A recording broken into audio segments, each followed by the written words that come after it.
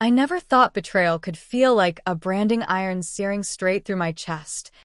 But that's exactly what hit me that scorching afternoon in our family ranch outside Bozeman, Montana.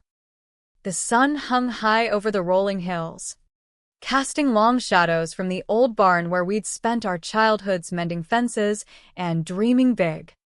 I'm Emily Hayes. And for as long as I can remember, this land has been my blood, My sweat. my everything. But on that day, as I stood in the dusty office we'd converted from Grandpa's old tack room, listening to my brother Jack Harlan dismiss me like I was nothing more than hired help, the pain twisted deeper than any physical wound. "You don't belong in these planning talks," Jack said, not even glancing up from the sprawled maps on the oak desk. His voice carried that casual arrogance he'd picked up after Dad's passing, like inheriting the ranch manager title made him king. He waved a hand toward the door, as if shooing away a stray dog. The others, our cousin Luke from procurement down in Wyoming, Aunt Clara who handled the finances, and even our longtime foreman, Dale, shifted uncomfortably in their creaky chairs. No one spoke up. Not even Dale, who'd watched me grow from a pigtailed kid to the one who actually kept the cattle operations running smoothly. I froze there, my hands still clutching the stack of ledgers I'd compiled myself, detailed projections for the upcoming grazing season, complete with water rights assessments and feed supplier contracts I'd negotiated at dawn over endless cups of black coffee. My mind raced. Why am I always the one patching the holes while they claim the glory? Is it because I'm the sister, the one who stayed behind when Jack chased city dreams in Denver? The hurt bubbled up, hot and unrelenting. But I swallowed it down. Instead of exploding, I forced a tight smile, turned on my heel, and walked out. But not before slipping my phone from my jeans pocket, snapping a quick photo of the whiteboard where I'd sketched the entire expansion plan, rotational grazing zones color-coded in my precise handwriting. That night, under the glow of my laptop in the quiet of my cabin on the ranch's edge, the anger simmered into something sharper: resolve. Jack's so-called strategy was all bluster, big talks of expanding the herd without checking soil reports or drought forecasts.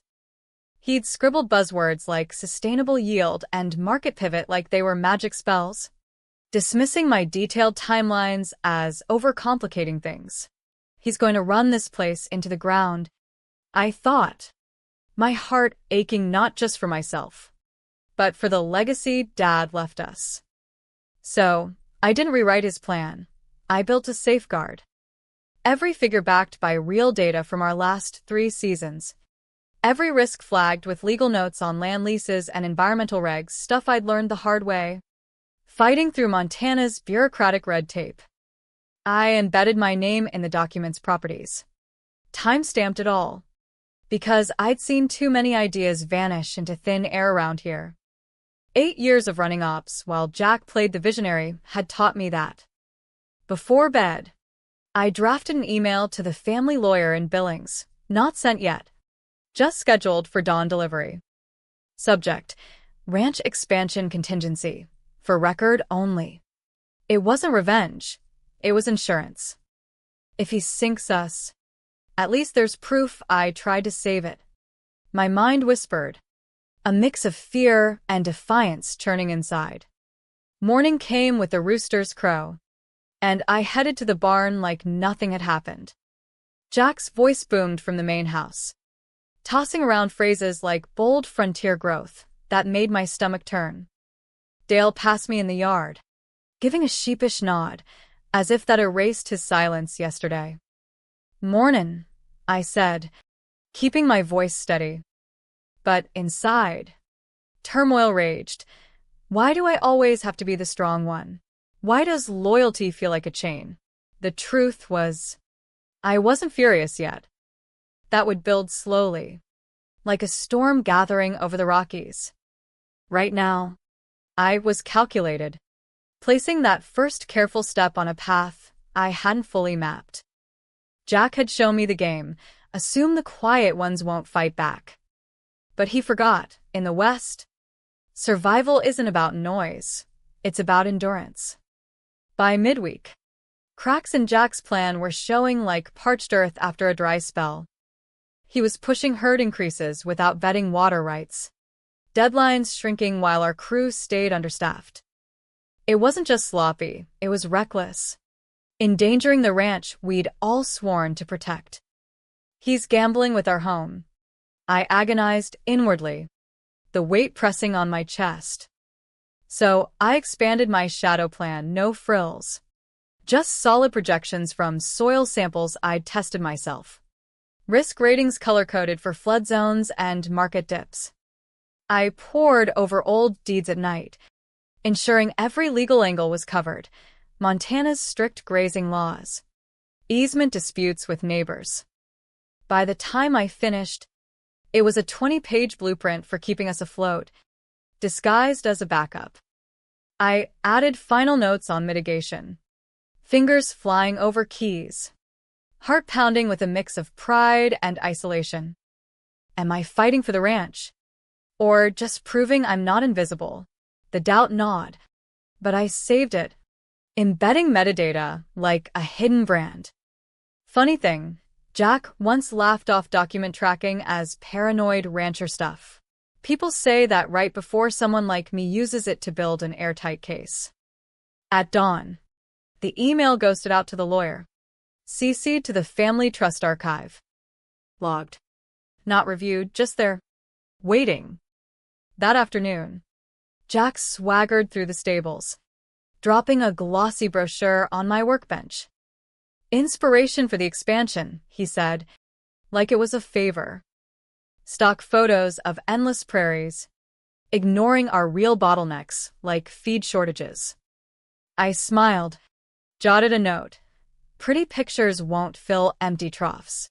After sundown, I stayed late in the office, cross-referencing supplier logs, flagging risks. No one questioned why. I was the dedicated one, the lonely sister. Let them underestimate me, I thought, the loneliness stinging.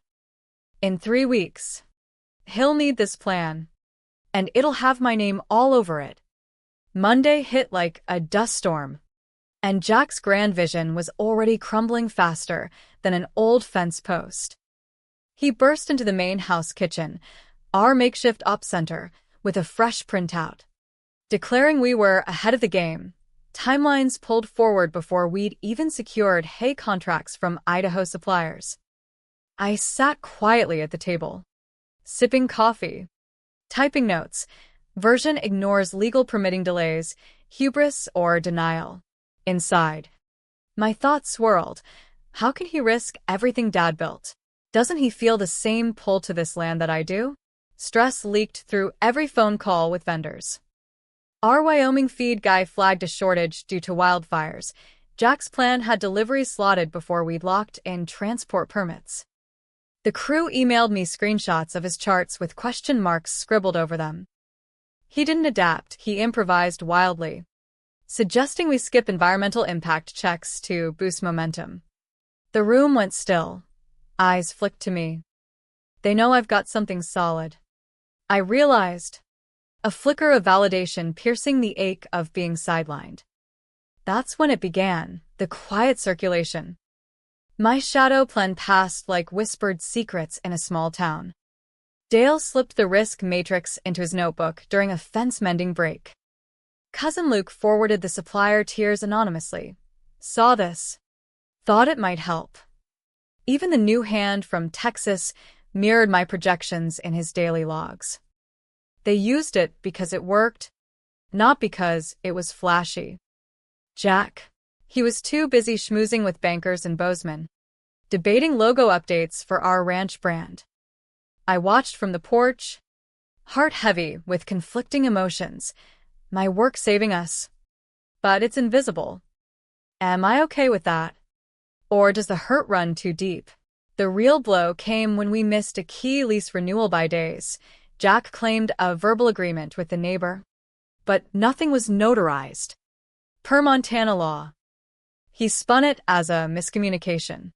Under the table during supper, I passed Dale a printout of my contingency table. Next day, deals pivoted smoothly. No thanks given. But Jack's charts gathered dust while mine appeared in pockets and clipboards, my file name peeking out. Hayes Ranch _expansion _contingency _EH _V3. It burned. That's silent theft. But it also fueled me. Proof over praise. I reminded myself, though the isolation clawed at my soul. Why must I always prove my worth? Thursday, Jack leaned into my cabin doorway. All false charm. Hey, Sis. got any of those backup drafts you were tinkering with? He chuckled, like my late-night labors were a hobby. My pulse quickened. He knows it's good, but he'll never admit it. What for? I asked coolly. Just some phrasing I liked, could polish the pitch. No ruse. He added, tapping the frame like we were pals. I didn't send it. He'd already accessed it via the shared family drive 2 days prior. Logs showed his login. Clumsy. Considering the timestamps screamed my authorship. He's built his career, our families, on borrowing competence. I thought. The betrayal twisting like a knife. But this time, the trail leads back to me. By Tuesday, a final family plan circulated. Hayes Ranch Q3 growth, Jack Harlan lead. Paragraphs lifted verbatim. My mitigation matrix. Color codes intact. Even the watermark I'd hidden. EH Ops Draft V2. Clarity hit cold and hard. This isn't new. It's how he's always operated. Not I. Just surgical focus. I'll let the facts speak. Emotions can wait. The plan went public via a local AG newsletter release. Slack from relatives lit up with links. Jack's quote, "This reflects our commitment to resilient ranching and forward-thinking stewardship." My words, typed at midnight with calloused hands and an aching heart. Stomach churning. I checked the file info, author Emily Hayes. Created weeks prior. Metadata doesn't lie. I thought. A grim satisfaction, mixing with sorrow. Neither do I. Wednesday's email wasn't meant for me. But I glimpsed it on Dale's phone in the barn. FWD. Plan metadata review. Confidential. Subject alone froze me. Someone's lit the fuse. Dale scrolled. Face grim. My hands trembled as I mucked stalls. Who? Why now? But deep down, gratitude bloomed amid the fear. Finally, the shadows lift. Thursday, the ranch air turned tense. The family lawyer called a routine check-in with Jack. Folder thick with printouts. No laughs in the yard. An email from legal to kin, reviewing Q3 docs for attribution, submit originals. My contingency sat in the archive, predating Jack's by weeks, legal. Logged. Irrefutable. They didn't loop me in first, protocol. I guessed. Jack name-dropped me in a crew huddle. Emily's been key on logistics, real backbone. Patronizing. Like a consolation prize. I smiled silently. My file's doing the talking now. The invite pinged. Board review. Planned attribution. No frills. Just a slot in the main house parlor. I accepted without pause. Though inside, doubts raged. Am I ready to face this head-on? What if it tears the family apart? Dale appeared later. Sliding a folder. Bring your originals. You'll be okay. Inside, my metadata. Screenshots of edits from those sleepless nights. His apology? I didn't question, just took it. No fancy clothes, just my worn boots and flannel. Hair tied back. The walk to the house felt eternal. Portraits of ancestors judging from walls. This lands in my veins. I won't let it slip away. The parlor was stark. Sunlight streaming through lace curtains, casting patterns like fractured memories. Around the table, Uncle Ted from the board-like family council, two legal advisors from Billings, an auditor from Helena, and Cousin Mara from finances. Jack sat rumpled, eyes shadowed, forcing a grin that faltered when I entered. An empty seat beside him. I chose across, folder down, hands folded. Steady, I told myself, though my heart hammered with years of unspoken grievances. Silence stretched. Mara cleared her throat. Emily, we're clarifying authorship on the Q3 ranch plan. Some docs conflict. I nodded. I can help. Uncle Ted steepled fingers. One file traces to you. Weeks before the release. Jack interjected. And I collaborated closely. Her inputs were, I wasn't included. I cut in evenly. The words heavy with pent-up emotion. How dare he rewrite history? Silence. I opened the folder. Sliding metadata. Created June 4th. 1:16 a.m. By me. Next. Edit logs. Supplier models. Risk overlays, my work. The room hushed. Vance whispered. Final. HR archive submission. 2 weeks pre-Jack's version. I met his eyes. You used my plan. His ears reddened. Mara murmured. Good Lord. Legal noted something. Jack tried again. But Uncle Ted said quietly, Jack, step out. Chair scraped. Door clicked. Pressure eased. But my mind raced. This isn't victory. It's reckoning. What about us as family? No chairs. But the air shifted, respectful. Let's confirm authorship, Uncle Ted said. Gaze steady. I stood. I did. Pulled docs closer. Original metadata here. Backups showing my edits. Room pin drop quiet. Signed PDF to archive unreviewed. CFO exhaled. How'd we miss this? Jack's voice cracked on return. Not claiming sole ownership, just curation. Emily's file was enough. Uncle Ted cut. Head tilted. Leave. Jack gathered papers shakily. Exited. Silence turned solemn. Y said. Smooth shirt. Anything else? Se feo. No. That's clear. They listened finally. It wasn't labeled apology. But 3 days later, in the quiet sunroom, the lawyer met me. Posture stiff, offering you ranch operations director. Tapped folder. Salary bump. Bonus. Retro credit for Q3. Eyes up. Named lead in family updates. I waited. Silent. Full visibility cross functions. Nodded. One condition. My team at the table. No more shadows. She paused. Then, fair. Contract signed. Pen scratching like closure. Friday. Family memo. Recognizing Emily Hayes as director post. Q3 success. No Jack mention. Just my photo from a ranch barbecue. Quote, stewardship turns vision to legacy. Dale dropped a folder. Updated roster. Jack's name erased from leads. Emails. Scrubbed clean. No fanfare. I updated my SIG. Emily Hayes. Director. Q4 session in the parlor. Same setup. But vibe expectant. Full house. Family. Crew. Ops. Jack's seat empty. Org shift quiet. No farewell. I entered early. Folder symbolic. Hum died. Nods genuine. Took head seat not sprawled. Just prepared. New hand hesitated by door. Notebook clutched. I pulled chair. Sit if ideas are sharp. She did. Meeting flowed. No stolen voices. Prepared ones led. Glanced around. Doesn't matter your role. Sharp ideas earn a seat. Inside. Peace bloomed amid scars.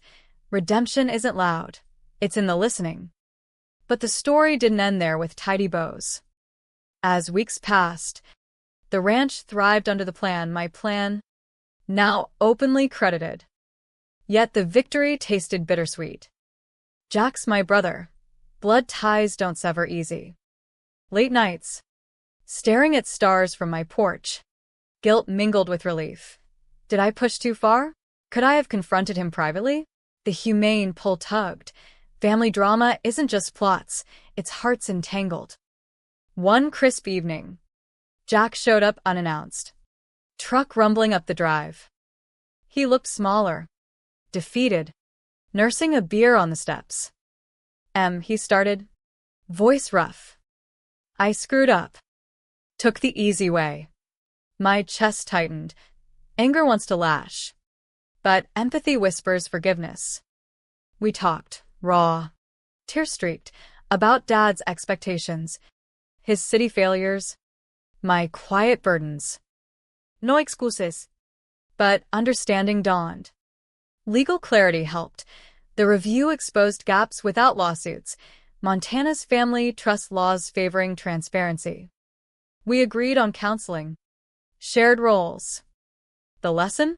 Revenge burns, but redemption heals. In the West, land endures, so can bonds, if we choose humanity over hurt. The ranch hummed with new energy post-review, but my inner world churned like a river after thaw. Mornings, as I rode the fences at dawn, mist rising from the valleys, thoughts invaded. Was exposing him worth the family rift? Jack's face in that meeting haunts me, defeat in his eyes. The brother I once idolized. The humane shift came gradually. I couldn't ignore the pull toward mending. Weeks blurred into routines, overseeing herd rotations, negotiating with Boise suppliers, all with my team fully involved. No more ghosts, voices echoed equally in meetings. Yet solitude amplified doubts. Pride drove me. But what of compassion? Dad taught us unity, not division. One afternoon, auditing water rights, legal docs crisp under Montana statutes, I paused, heart heavy. This land's legacy, fracturing kin dishonors it. Jack vanished initially, rumors of him crashing with friends in Missoula. Calls went unanswered. Worry gnawed. Is he okay? Did my proof become his undoing? Then, a letter arrived, postmarked from there. Need time. Sorry for everything. Simple words, but they cracked my resolve. Revenge satisfied momentarily, now emptiness lingers.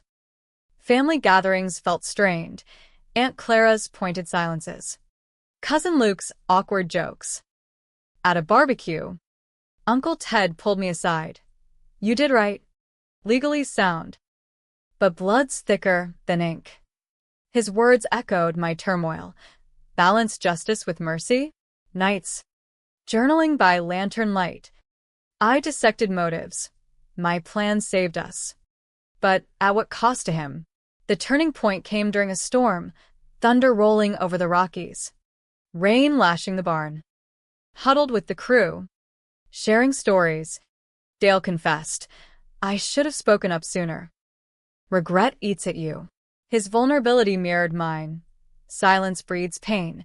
So does unchecked anger. That night, I drove to Missoula, heart pounding. Time for humanity over drama. Found Jack in a dingy apartment, looking gaunt. What do you want? He muttered, avoiding eyes. To talk, I said, voice steady despite the storm inside. We sat on the floor, beers untouched, unraveling years of resentment. He admitted jealousy, my steadiness versus his wanderlust. Took your work 'cause I felt inadequate. Tears came, his pain mirrors mine. We're both victims of unspoken expectations. I shared my hurts, felt invisible, like my efforts were footnotes. Dialogue fluid. Tense but real, no yelling. Just raw truth. Legal aspects clarified, no charges, just internal review per trust bylaws. It woke me, he said. We hugged. Awkward but genuine. Forgiveness isn't weakness, it's strength. Back home, we integrated him slowly, advisory role, therapy mandated.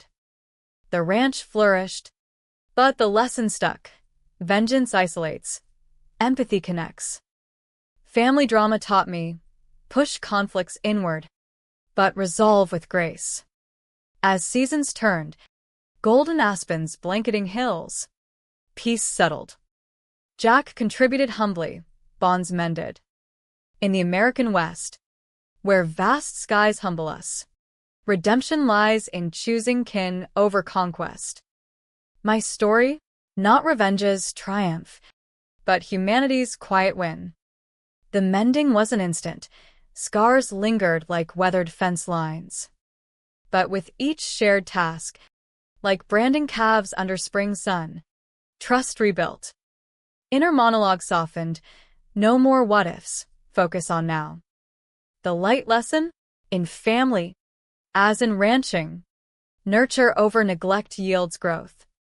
One evening, watching sunset paint the horizon, Jack joined me.